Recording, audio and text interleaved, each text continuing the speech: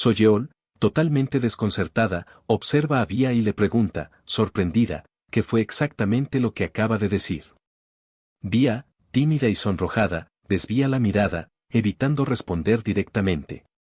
En ese momento, Bia posa su mano sobre el vientre y menciona que ambos durmieron tomados de la mano en el monte Hua, y que tal vez, algo ocurrió en ese instante. Soyeol, preocupada, piensa que jamás imaginó que la situación pudiera llegar tan lejos. Pero de pronto, como si algo hiciera clic en su mente, frunce el ceño y le pregunta con seriedad, ¿qué pasó después de que se tomaron de la mano? Bia la observa confundida, sin entender a qué se refiere con después. Soyeol insiste, ¿hubo algo más? Pero al ver la expresión de Bia, recuerda algo importante, Bia es completamente inocente en ese tipo de temas. Soyeol suspira, recupera la compostura y se sienta de nuevo. Con voz firme le dice que, por su propio bien, deberá explicarle todo. Bia, sin comprender aún, la escucha en silencio. Entonces, Soyeol lanza una bomba, los bebés no se hacen así. Bia se queda en shock, con los ojos abiertos de par en par atónita, le pregunta, entonces, ¿cómo? Soyeol le pide que escuche con atención. Y así comienza a explicarle, paso a paso, con la mayor delicadeza posible. Mientras Bia la escucha, su expresión cambia poco a poco, como si el mundo comenzara a girar a su alrededor. Es la primera vez que comprende un concepto tan nuevo, tan inesperado, tan abrumador. Su mente se llena de preguntas y una marea de emociones se apodera de ella. Mientras tanto, en el exterior. Yang Cheon, impaciente, se pregunta qué estarán hablando para tardar tanto. Pero en ese instante, ve a Bia salir de la habitación. Ella camina con la mirada perdida, como si no estuviera del todo presente. Yang Cheon, al verla así, la detiene con preocupación y le pregunta, ¿estás bien? Justo en ese momento, Bia recuerda la conversación que tuvo con Soyeol, y de inmediato su rostro se torna completamente rojo de vergüenza. Sin decir una palabra, sale corriendo. Yang Cheon se queda inmóvil, sorprendido por su reacción. ¿A dónde vas? Grita desde lejos, sin poder comprender lo que acaba de pasar. En otro lugar, vemos a Heu Cheolbon, de pie, con alguien tras él. Es la emperatriz de la espada. Él es el primero en romper el silencio y le recuerda que le había dicho que tenía algo que preguntarle, así que la insta a que tome asiento y se apure. Pero la emperatriz rechaza la invitación, asegurando que no permanecerá mucho tiempo. De repente, lo llama de otra manera. Comandante de la unidad. Cheolbon le exige que corrija ese título, alegando que ha pasado demasiado tiempo para seguir jugando a recordar el pasado.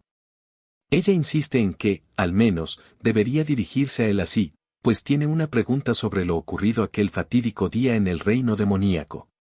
Eso desata la furia de Cheolbon, quien libera un aura ardiente que lo envuelve. Con voz tensa, le pregunta si acaso ha olvidado la promesa que le hizo. La emperatriz responde con calma, recordándole que le prometió que no preguntaría por Cheone, pero no le prometió que no preguntaría sobre el reino demoníaco. Cheolbon le pregunta si cree que ese juego de palabras le va a funcionar, pero ella insiste que no está bromeando. Luego, menciona a la unidad de la espada, la alianza del Murim y la unidad del dragón estrella, que se formaron para proteger a la gente del reino demoníaco. Le recuerda que, si piensa en los jóvenes que lo seguían cuando era comandante, no es algo para tomar a la ligera. Con seriedad, la emperatriz le pregunta qué vio en aquel lugar oscuro y bajo qué influencia sucedió que esos chicos se destruyeran entre ellos tras entrar en el reino demoníaco. Incluso aquellos que lograron regresar vivos terminaron por autodestruirse. Se pregunta si todo fue causado por el miedo. Cheolbon guarda silencio por un instante y luego admite que, si le pregunta qué vio, le diría que fue exactamente lo mismo que ella.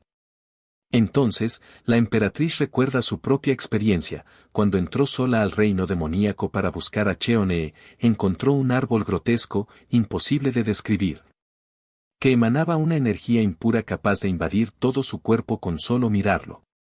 Esa energía le provocaba una opresión tal que le impedía pronunciar palabra alguna. Piensa que, seguramente, el comandante vio lo mismo que ella.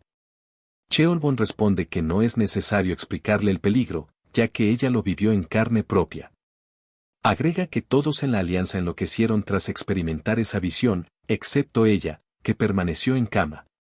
Relata que entraron al reino demoníaco siguiendo órdenes del líder de la alianza, el supremo de la espada, y que solo cumplían la voluntad del anciano, quien creía que someter ese reino salvaría al mundo. La emperatriz lo interrumpe, acusándolo de mentir.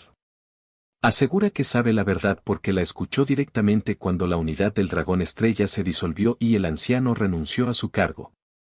El anciano confesó que esperaba encontrar en el reino demoníaco una forma de revivir a su hija. Ella añade que, en el viaje a Sansi, volvió a hablar con él sobre eso, y el anciano admitió que todo fue por su propia avaricia. La emperatriz relata que el supremo de la espada terminó arrodillado ante ella, una escena humillante que hubiera sido diferente si al menos hubiera sido honesto desde el principio. También asegura que esos jóvenes no sacrificaron sus vidas por una causa noble, sino que fueron utilizados como peones en las mentiras y codicia del líder de la alianza. Cheolbon reconoce que sus acciones son incomprensibles y que no merecen perdón. Sorprendida y molesta, la emperatriz le pregunta entonces por qué lo hizo. Él responde con firmeza que lo hizo porque tenía que hacerlo. Concluye que lo mejor será que se retire por hoy, ya que, aunque insista con sus preguntas, no obtendrá respuestas. Ella se queda en silencio, suspira y decide retirarse, prometiendo regresar en otra ocasión. Cheolbon reflexiona que en ese momento parecía que el anciano se había vuelto loco, como si una presencia oscura lo hubiera poseído. Y en su mente aparece una figura inquietante. La escena cambia y muestra a Seola junto al anciano del clan Wu, ambos observando a Yang Cheon. Este irradia una poderosa energía de fuego, y el anciano comenta con admiración que ese es un verdadero despertar de dragón, un dragón ha nacido. El anciano menciona que Yang Cheon obtuvo resultados sobresalientes en el monte Hua, y Seola coincide, señalando que estuvo increíble. Yang Cheon, sorprendido por la presencia del anciano, le pregunta si él también estaba allí para verlo. Seola se acerca para ofrecerle una toalla, mientras Yang Cheon bromea llamando infantil al anciano por referirse a alguien como dragón.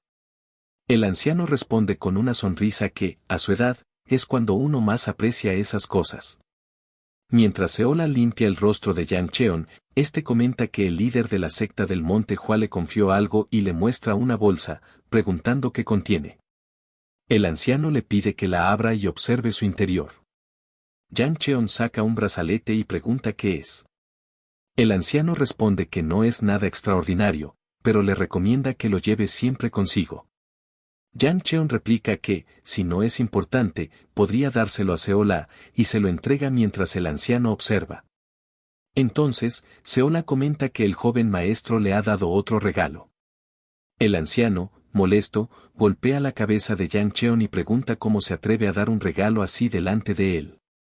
Preocupada, Seola le dice a Yang Cheon que no lo necesita y se lo devuelve mientras él yace en el suelo. De repente, el anciano parece recordar algo y dice que, en realidad, vino a contarle algo importante, el clan Namjoon ha llegado. Yang Cheon se levanta de inmediato, sorprendido por la rapidez de su llegada. El anciano explica que estaban por los alrededores, esperando la llegada de su prometida, y añade que entre ellos y los Tang no dejan de llegar personas importantes. Sin perder tiempo, Yang Cheon sale corriendo. Mientras corre, sus pensamientos se enfocan en que Vía finalmente regresará y que así deberían ser las cosas. Los recuerdos de sus encuentros con Vía tanto de esta vida como de la anterior comienzan a pasar por su mente, y se pregunta por qué está tan ansioso. Finalmente, Yang Cheon llega rápidamente a su destino y abre la puerta. Una expresión de sorpresa ilumina sus ojos al ver a Vía siendo golpeada en el rostro. Ella aparta la mirada, mostrando el golpe en su cara, mientras quien la agredió mantiene una expresión fría y dura. Yang Cheon guarda silencio un instante, pero la furia lo invade súbitamente, y una energía descontrolada comienza a emanar de él al presenciar esa escena.